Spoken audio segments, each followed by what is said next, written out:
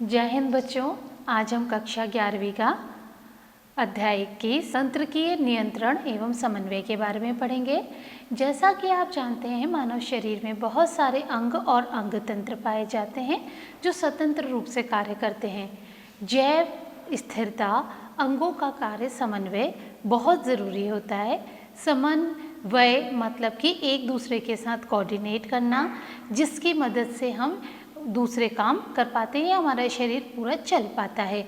हम शारीरिक व्यायाम करते हैं जिससे हमारी पेशियों के अंदर ऊर्जा बढ़ जाती है और उसमें ऑक्सीजन की आवश्यकता होती है, जिससे हमारी श्वसन दर प्रभावित होती है, हमारे हृदय की गति प्रभावित होती है। इस तरह से हमारी तंत्रिकाएं, जो हमारी तंत्र की क्रियाएं हैं, या फेफड़े हैं, हृदय है, रुधिर वाहिनियाँ हैं, किडनी हैं, सभी शरीर की अंग या शरीर के अंग साथ में मिलकर काम करते हैं। लेकिन इन सारे अंगों के बीच समन्वय स्थापित करने के लिए हमें एक तंत्र की आवश्यकता होती है, जिसे हम तंत्रिका तंत्र कहते हैं।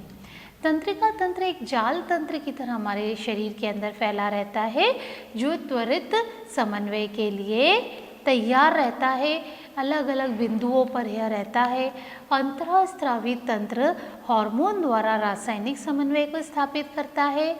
इस अध्याय में हम आपको मनुष्य में जिस तरह का तंत्रिकीय तंत्र होता है, वो तंत्रिकीय समन्वय होता है, उसकी क्रियाविधि के बारे में पढ़ाएंगे। आवेगों के बारे में कि आवेगों का संचरण कैसे होता है और आवेगों को सिनेप्सिस में संचरण और प्रतिवर्ती क्रियाएं क्या होती हैं। ये सारे मैंने आपको पॉइंट्स बताए जिनको आज पढ़ाया जाएगा। अब मैं आपको पढ़ा रही हूँ तंत्रिका तंत्र या तंत्रिकीय तंत्र। सभी प्राणियों का तंत्रिका तंत्र अति विशिष्ट प्रकार की कोशिकाओं से बना होता है, जिन्हें हम तंत्रिका कोशिका अंग्रेजी में न्यूरॉन के नाम से जानते हैं। ये अलग अलग उद्दीपनों की पहचान करती हैं, उनको ग्रहण करती हैं और उसका संचरण करती हैं। जो निम्न कशेरुकी प्राणी रहते हैं, उनमें तंत्रिकीय संगठन बहुत ही सरल प्रकार का होता है।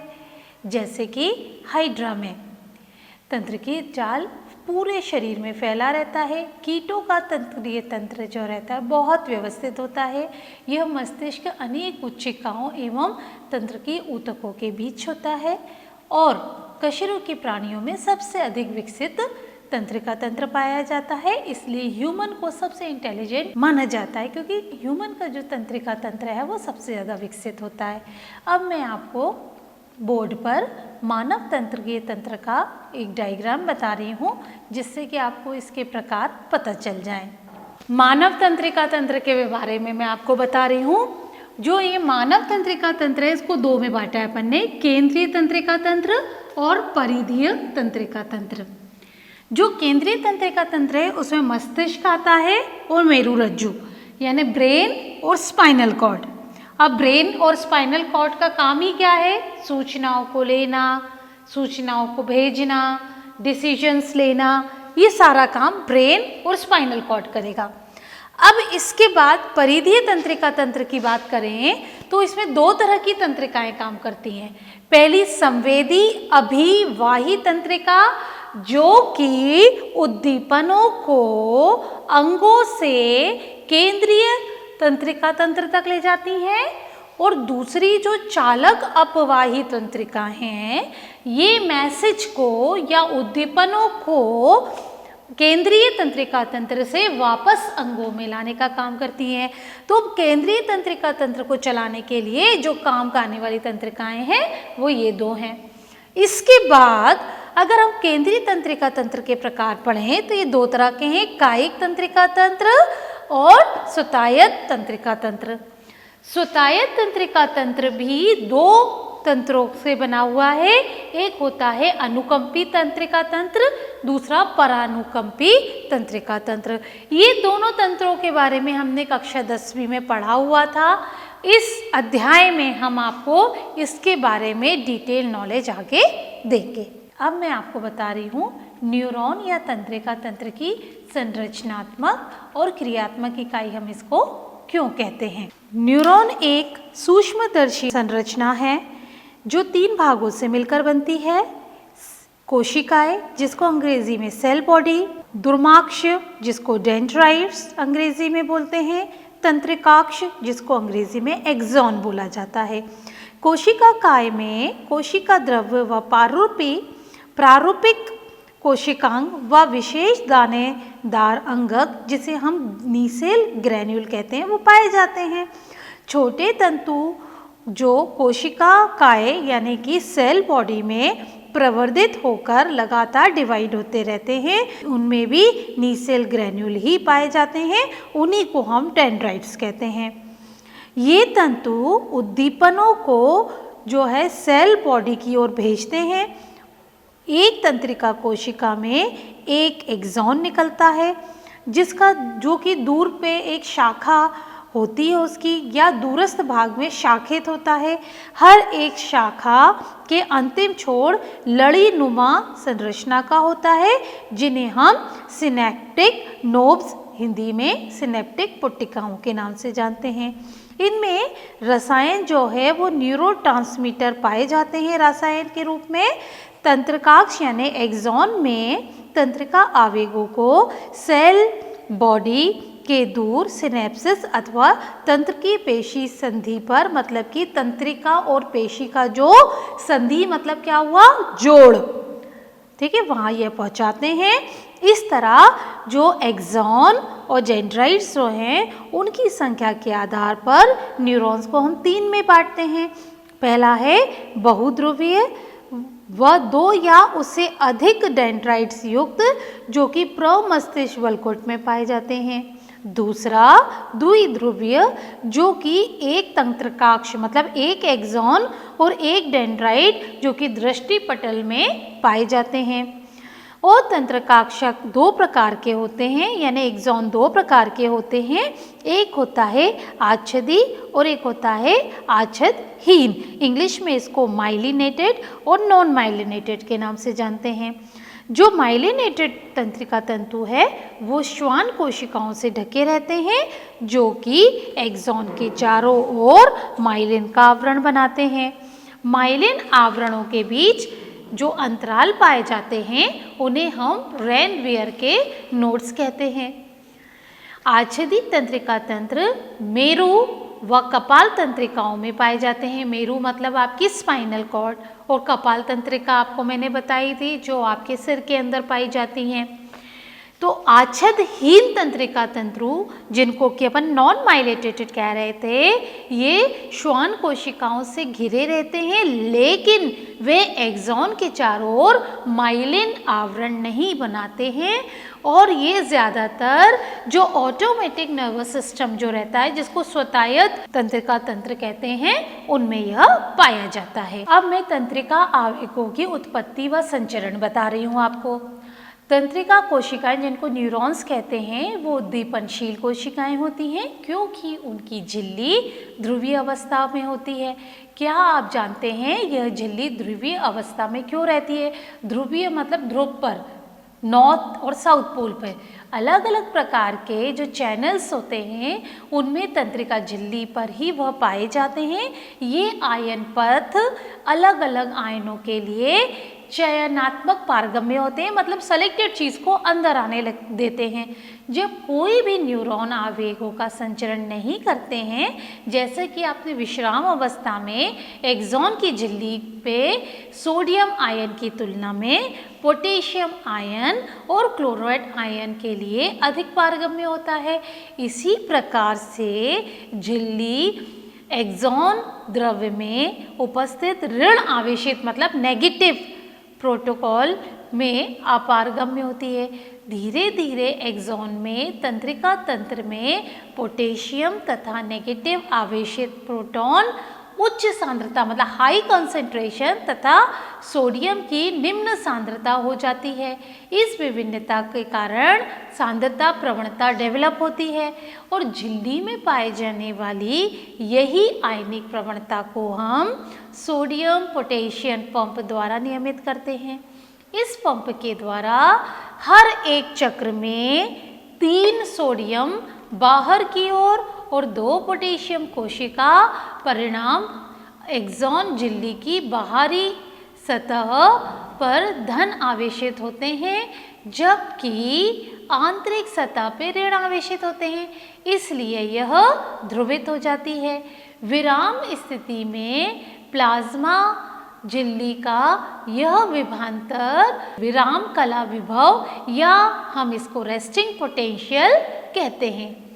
आप यह जानते हो या ये आप जानने के इच्छुक भी होंगे कि एक्सॉन पर तंत्रिका आवेग की उत्पत्ति जो है और उसका संचरण कैसे होता है। जब किसी एक स्थान पर ध्रुवित झिल्ली पर आवेग होता है तब ए स्थल की ओर स्थित झिल्ली सोडियम के लिए मुक्त परागमी हो जाती है, जिसके फलस्वरूप सोडियम तीव्र गति से अंदर की ओर चले जाते हैं और एक सतह पर विपरीत ध्रुवता आ जाती है। इसका अर्थ यह है झिल्ली के चारों सतह पर ऋणात्मक आवेशित तथा आंतरिक सतह पर धनात्मक आवेशित हो जाते हैं। ए स्थल पर झिल्ली की विपरीत ध्रुवता को हम विध्रुवीकरण कहते हैं और ए झिल्ली की सतह पर विद्युत विभवांतर को हम क्रियात्मक विभव के नाम से जानते हैं, जिसे तथ्यात्मक रूप से तंत्रिका आवेग कहा जाता है। तंत्रिकाक्ष के कुछ और जैसे कि स्थान बी पर झिल्ली की बाहरी सतह पर धनात्मक आवेश और आंतरिक सतह पर ऋणात्मक यानी नेगेटिव आवेश आता है। परिणाम स्वरूप ए और बी स्थल झिल्ली की आंतरिक सतह पर आवेग विभव का संचरण होने लगता है। क्यों? क्योंकि एक जगह पॉजिटिव है और एक जगह नेगेटिव है ना, इसलिए अतः स्थान एक पर आवेग क्रियात्मक विभव उत्पन्न होता है और एक्सॉन की लंबाई के समानांतर क्रम का ये पुनरावर्तन होता है और आवेगों का संचरण होता है। उद्दीपन के द्वारा प्रेरित सोडियम, जब उद्दीपन के द्वारा जो प्रेरित सोडियम के लिए बड़ी पारगम्यता क्षणिक होती है थोड़ी देर के लिए, इसके तुरंत बाद ही पोटेशियम के प्रति पारगम्यता बढ़ जाती है। कुछ ही क्षणों में पोटेशियम झिल्ली के बाहर की ओर प्रसारित हो जाता है और उद्दीपन के स्थान पर पुनः संग्रह हो जाता है और तंतु आगे उद्दीपन के लिए एक बार फिर उत्तरदायी हो जाते हैं। अब मैं आपको बता रही हूँ आवेगों का संचरण। तंत्रिका आवेगों का एक न्यूरॉन से दूसरे न्यूरॉन तक संचरण सिनेप्सिस के द्वारा होता है। एक सिनेप्सिस का निर्माण पूर्व सिनेप्सिस न्यूरॉन या पश्च सिनेप्टिक न्यूरॉन की झिल्ली के द्वारा होता है, जो कि सिनेप्टिक दरार द्वारा विभक्त हो जाती है या नहीं भी होती। कई बार सिनेप्सिस दो प्रकार के होते हैं, विद्युत सिनेप्सिस और रासायनिक सिनेप्सिस। विद्युत सिनेप्सिस पर पूर्व और पश्च सिनेप्टिक न्यूरॉन की झिल्लियां एक दूसरे के समीप होती हैं। एक न्यूरॉन से आवेग का संचरण एक तंत्रिकाक्ष यानी कि एक एक्सॉन के आवेग में संचरण के समान होता है। विद्युत सिनेप्सिस से आगे संचरण रासायनिक सिनेप्सिस के संचरण की तुलना में बहुत तेजी से होता है। हमारे तंत्र में विद्युतीय सिनेप्सिस बहुत कम पाए जाते हैं। रासायनिक सिनेप्सिस पर पूर्व और पश्च सिनेप्टिक न्यूरॉन्स की झिल्लियां द्रव से भरे अवकाश द्वारा अलग होती हैं, जिन्हें हम सिनेप्टिक दरार कहते हैं। क्या आप जानते हैं किस प्रकार पूर्व सिनेप्टिक आवेग, जिसको हम सक्रिय विभव कहते हैं, का संचरण सिनेप्टिक दरार से पश्च सिनेप्टिक न्यूरॉन तक करते हैं? सिनेप्सिस द्वारा आवेगों के संचरण में न्यूरोट्रांसमीटर, जिसको हिंदी में तंत्रिका संचारी कहते हैं, कहलाने वाले रसायन भी सम्मिलित होते हैं। एक्सॉन के छोर पर स्थित, जिनको आश्रय पुट्टिकाएं कहते हैं, तंत्रिका संचारी अणुओं से भरी रहती हैं। जब तक आवेश तंत्रिकाक्ष के छोर तक पहुंचता है, मतलब एक्सॉन के छोर तक पहुंचता है, यह सिनेप्टिक पुट्टिका की गति को झिल्ली की ओर उत्तेजित कर देता है, जहां वे प्लाज्मा के साथ जुड़कर तंत्रिका संचारी अणुओं को सिनेप्टिक दरार में मुक्त कर देते हैं और मुक्त की गई तंत्रिका संचारी अणु पश्च सिनेप्टिक झिल्ली पर स्थित विशिष्ट ग्राहियों से जुड़ जाते हैं। इस जुड़ाव के फलस्वरूप आयन जो है वो चैनल खुल जाते हैं, उनमें आयनों का आगमन पश्चसिनेप्टिक झिल्ली पर नया विभव उत्पन्न कर देता है। उत्पन्न हुआ नया विभव उत्तेजक या अवरोधक दोनों की तरह हो सकता है। अब मैं आपको केंद्रीय तंत्रिका तंत्र मानव मस्तिष्क के बारे में बता रही हूँ। मस्तिष्क हमारे शरीर का केंद्रीय सूचना प्रसारण अंग है। ये आदेशों का काम करता है, ले जाने का, नियंत्रण कक्ष का कार्य करता है। यह ऐच्छिक गमन, शरीर का संतुलन बनाए रखना, अनैच्छिक अंगों में जैसे कि फेफड़े, हृदय, किडनी, उनका कार्य करवाता है। तापमान को नियंत्रण कराता है, भूख प्यास का अनुभव कराता है, परिवहन करवाता है, अंतःस्रावी ग्रंथियों का मानव व्यवहार को नियंत्रित करता है। यह और भी कार्य जैसे सुनने, देखने, बोलने, याददाश्त, कुशाग्रता, भावना, विचार, ये सारी चीज़ों में भी मदद करता है। मानव मस्तिष्क खोपड़ी के द्वारा अच्छी तरह सुरक्षित रहता है और खोपड़ी के भीतर एक लेयर होती है जिसको कि कपालीय मेनिंजाइटिस या कपालीय मेनिंजेस कहते हैं, उससे घिरा रहता है। बाहरी परत ड्यूरामेटर जो बहुत ही पतली मध्य परत एरिक्नोइड और आंतरिक पाया मैटर होती है जो मस्तिष्क और ऊतक के संपर्क में होती है। मस्तिष्क को 3 भागों में बांटते हैं, अग्र मस्तिष्क, मध्य और पश्च। अग्र मस्तिष्क मतलब फोर ब्रेन, मिड ब्रेन और हिंड ब्रेन। अब मैं आपको फोर ब्रेन के बारे में बता रही हूँ। फोर ब्रेन अग्र मस्तिष्क, सेरिब्रम, थैलेमस और हाइपोथैलेमस का बना होता है। ये सेरिब्रम मानव मस्तिष्क का सबसे बड़ा भाग होता है। यह गहरी लंबवत विदर प्रमस्तिष्क यानी कि प्रमस्तिष्क आप समझ रहे हैं, सेरिब्रम के 2 भाग दाएं और बाएं प्रमस्तिष्क गोलार्धों मतलब कि सेरिब्रम हेमिस्फीयर में विभक्त रहता है। ये जो हेमिस्फीयर है वो तंत्रिका तंतुओं की पट्टी जिसको कि हम कार्पस कैसोलम कहते हैं उसके द्वारा जुड़ा रहता है।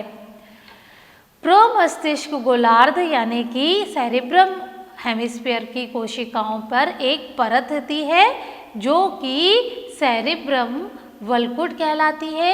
यह निश्चित गर्तों में बदल जाती है। प्रमस्तिष्क वल्कुट को इसके धूसर रंग के कारण इसमें धूसर द्रव भरा रहता है। धूसर मतलब ग्रे मैटर। तंत्रिका कोशिकाएं सांद्रित होने पर इसे रंग प्रदान करती है। प्रमस्तिष्क वल्कुट के प्रेरक क्षेत्र और संवेदी भाग बड़े होते हैं जो स्पष्टताएं ना तो प्रेरक क्षेत्र के होते हैं ना संवेदी।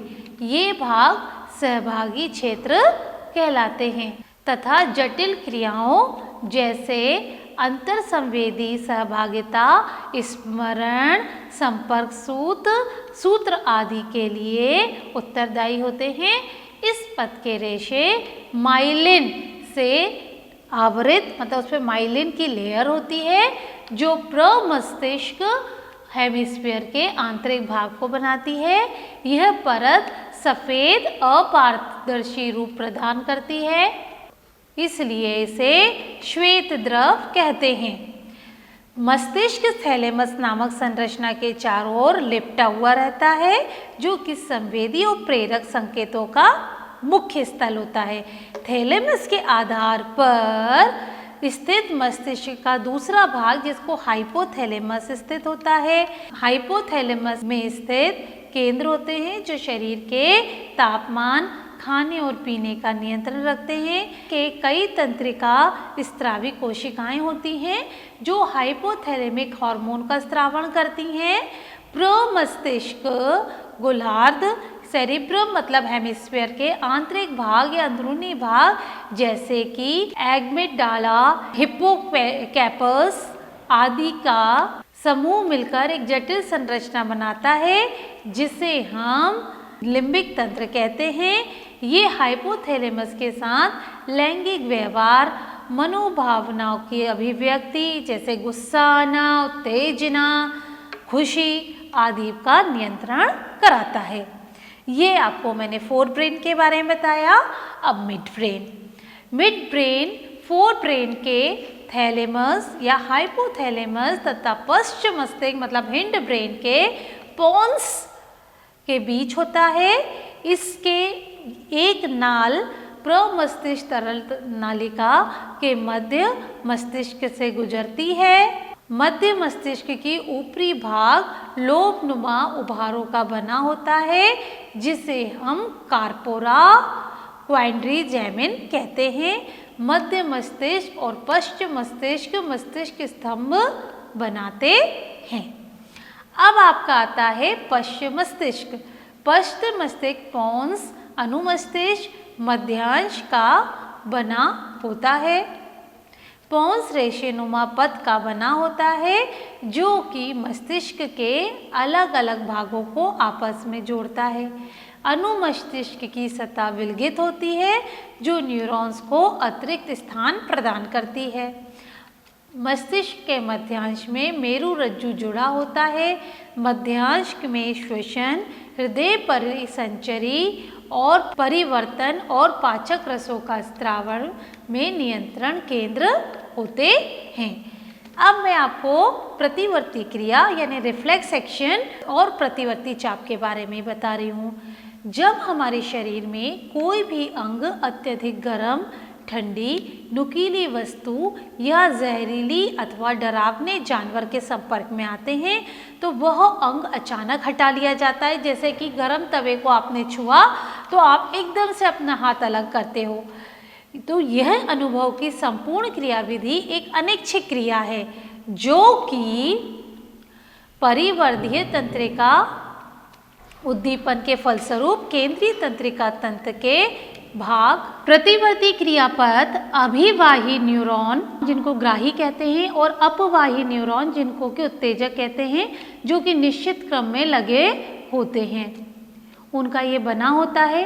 अभिवाही न्यूरॉन संवेदी अंगों से संकेत को ग्रहण करके पृष्ठ न्यूरॉन तक संकेतों का प्रभावी अंगों तक पहुंचाते हैं। इस प्रकार का उद्दीपन एक प्रतिवर्ती क्रिया से मिलकर प्रतिवर्ती चाप का निर्माण करते हैं जैसे कि रिफ्लेक्स में प्रदर्शित किया गया है। और नी जर्क रिफ्लेक्शन क्रियाविधि का अध्ययन करने के लिए इसको आसानी से चित्र के माध्यम से समझा जा सकता है।